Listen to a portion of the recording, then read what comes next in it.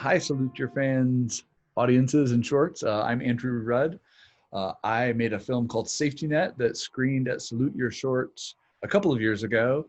And I was asked, along with lots of other alumni who hopefully are seeing in some of our other panels, to talk to some of the filmmakers that we have this year. And I am very lucky to be talking to Tyrell, who I have been a fan of for a lot of years.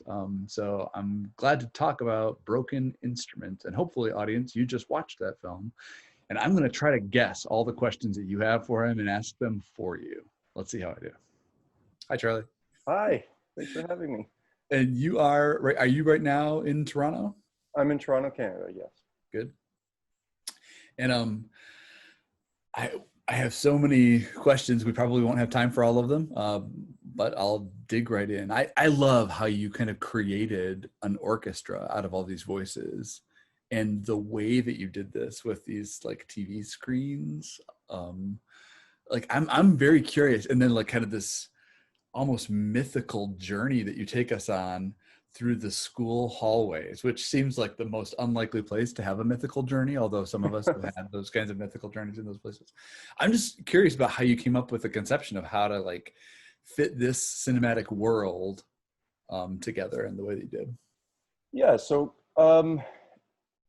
it certainly was a challenge, because what Symphony for a Broken Orchestra did was, you know, take this problem and find a creative solution to it that was its own, you know, piece of art in the end, this wonderful piece of music, and the event itself of, you know, a community coming together and with the same goal and creating something together. So that set the bar pretty high for us as filmmakers, where it was, okay, we need to take what they did and we need to put into our own format of a documentary short. And the story itself is wonderful. The story does all the heavy lifting. The people do all the heavy lifting that you could kind of hope for as a filmmaker. But so it would have been easy to just put these people talking on screen and intercut it with some B-roll of the event, and then there's your film. But we wanted to kind of try and do something, I don't want to say special, but you know, the people involved in this story were so inspiring and really kind of put into motion in my mind the idea of pushing a concept and pushing an idea even further, and, you know, tirelessly, so that was the goal from the outset. But we didn't know what we would do. We didn't know how we would tackle that. And it wasn't until we were down in Philadelphia gathering up our interviews, when we were actually filming in a good chunk of our interviews were filmed in a high school, George Washington High School. And being in a high school had been the first time I'd been in a school in years, like over a decade. So being in that space and realizing, you know, so many things in this school are the exact same as they were in my school, and that the air smells the same and it has the same qualities and your shoes squeak on the floor. The idea kind of started there, that if we can format this film within a school, it will help people relate to the story and empathize with the story and the subject. So, you know, that plus a lot of scribbling and trying to find a school to shoot in here in Canada was, you know, that was the idea. And then we had to see what pieces we could assemble to get there. And the TVs was, for the record, none of it's composited. Those are all playing back live. Yeah. The TVs was just kind of a way to, you know, preserve that kind of quality that you're talking about, where when a school is empty, it's really weird, because you don't really see it for the building, you just see it for where are the students, kind of thing. So making sure we preserve that emptiness, to give it a bit of that haunting quality, was another reason to kind of put them in the TVs, apart from, you know, the practicality of needing to find something to play back these people speaking and within the setting. So none of it was composited? Like there's one shot where he's talking, but the instruments are moving and changing. Oh, yeah. Well, we mix in 2 moments of stop motion. The stop motion is composited, but I mean, the screens themselves, you can actually see, if you watch the film, we had to use the old style cable, coaxial cable to rig up all the TVs, and you can see that we didn't try to hide it, but it was all playing from a source. I love it. Yeah, like a lot of people have thought that the TVs were just screened out, and we had our shots edited, and then we played them back and we rolled a camera while they were playing back, and it was a nightmare. But we got it. Well, there was like this conceit that it was like a one shot, right? Like, which is delightful for every cinephile, because we love movies that try to like take in the whole world in just like one shot. And yours was convincing and fun, even though, impossible. Yeah, unfortunately impossible. And it was the goal in the beginning to make it all one shot, but then we just realized that would be destruction to several crew members, including the Steadicam. We had no rehearsal days. We just had a map with the floor plan of the school, and we kind of drew out, this is where we want to go. We had a great Steadicam operator in Alan Kelly, who was, he was just, let's go. There were so many takes going up and down those stupid stairs, and he really, really did a wonderful job. And yeah, I can talk about the technical and the day of shooting forever, but it also gives me some weird flashbacks too. Some trauma. I'm not a therapist, and so we're gonna have to move past that. Yeah. Great. Well, I know that people do love hearing though about the process, especially with the stop motion, and those of us who come to this film already as fans of your other work. So like, how did stop motion become the language that so much inflects your filmmaking voice? A big part of that is just I have a real draw to objects. I think that sometimes objects can tell you a lot more about a person than sometimes talking to them for an hour can. And instruments, even though I'm not a musician, and I honestly can't play any instrument, instruments preserve this weird emotional kind of ache when you see them, and when you see them getting destroyed or see them getting thrown out. It makes you ask the question, why that? Why am I not getting upset by an old TV being thrown out or something? I think part of it is just something like an instrument screams potential and a desire to be used and a desire to be known. And going back to your original question, I try and utilize stop motion, where appropriate, because it's just kind of a way to, in an animation sense, it's tangible. You're using real objects, and I feel like that comes through the screen, and you can feel that. And again, with what I said about trying to set it in school, the goal for me is always to try and make an audience member or a viewer relate to the story that you're trying to tell, understand it, connect to it. And sometimes in giving someone a physical kind of trigger for muscle memory, that's an easier way to do that, or maybe not easier, but it's a bit more of a dynamic way to do it, where to let someone into your story and into your world. Because if you show a tennis ball bouncing across the street in stop motion, people know what a tennis ball feels like, what the weight is like, the fuzziness of it. They know what it feels like to bounce one on a table, and that just kind of helps create an electricity beam between you and the screen, or the iPhone or the laptop, whatever you're watching on. Right. Hopefully a screen.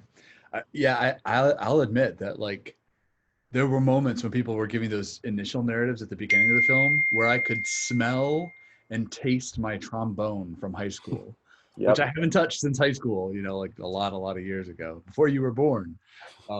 I think the instruments do have, like, because we breathe into them, most of them we breathe into, especially these kinds, they have this kind of like memory life that's maybe even exceeds other kinds of objects. Absolutely, yeah. And originally I just finished my previous film, my Dead Dad's Porno Tapes, when I heard about the story, and my Dead Dad's Porno Tapes is almost entirely animated with physical objects. So my head was in that space, and when I first heard about Symphony for a Broken Orchestra, I just, that was, apart from the story itself, that was a draw that, there's a warehouse somewhere with 1,500 instruments that maybe I can animate. And they can be broken and smashed up and all that stuff. And then eventually I'm glad that we went away from that and we landed where we landed. But that's why there are still some moments of stop motion animation in there, because I felt like that was the starting point, and it's still, I still needed to see that. And yeah, it was just a way to kind of show them that they're at risk in disappearing. Yeah. That And they that they are, have a life cycle, right? Like, I yeah, mean, like they're animate objects. They're not just inanimate objects, yeah, they which, disintegrate. and I do love the last line in the film where he talks to us about the fact that, you know, everything broken can be fixed. Yeah, iCrew was he was not a scheduled interview. He came, Rosalind McGee, we had our interview with her, and she's friends with him, and he was an audience member, and he came along just to kind of hang out while we shot her interview. And then, you know, he described being there as an audience member, and we kind of asked him, would you be willing to be a subject as well? We have the time, and we'd love to, you know, talk to you about it. And man, we were so lucky that happened and that he showed up, because we knew from the moment he said that, that's like, I think that's where we end the movie. And yeah, he said some really beautiful things about the performance. I was very moved by all the things that your films say about the public sphere and the role of making art, and it being about kind of this two-way communication where we are trying to communicate with us. Like, these seem like the best possible aspirations for what art can be. I was a little bit curious about the degree to which the problem that got articulated in your film as being one that happens in American high schools and American school districts a lot. Is there a corollary issue in Canada? Did being Canadian give you a different point of view on this topic? It's very similar here. And remember how, actually, I don't want to go there, sorry. Okay. I'll tell you off the record after. Yeah. But there's some nuances to actually even the school that we filmed in. Okay. The school that we filmed in, Delta Secondary, in Hamilton, where I'm from, it closed down a month or 6 weeks after we filmed there. Wow. The music teacher at the school, who we met while scouting the school, she generously provided us with the school's instruments to use in the film, that giant gymnasium scene. And we've had pretty severe cuts all across Ontario, and she was one of the teachers who was let go. So it's everywhere. No, I don't think anywhere in the public sector, at least, is immune to these kinds of cuts. And right. You know, it's great that things like Symphony of a Broken Orchestra happen, because it reminds people of the importance of these pieces. Because what Robert Blackson told me when we first spoke on the phone was, you know, STEM courses and, you know, other more academic kind of leaning courses versus arts courses are really being pushed, and because they're quantifiable. You can show someone a grade, and you can still get a grade in music, obviously, or visual arts or sculpting, but it's more about the experience of the student that where it has its value. And sometimes it's a different outlet for a student. Sometimes it's they're being exposed to something that they might not be exposed to. And, you know, friendships are built, communities are built through that space, kind of sometimes more so than they are in some of the other classes that you're required to take. So, Right. So I think it's important that if you want to keep creating well-rounded individuals, you have to make sure that at the very least the options are there. I agree. Can you tell me about what you're working on next? Right now I'm doing nothing.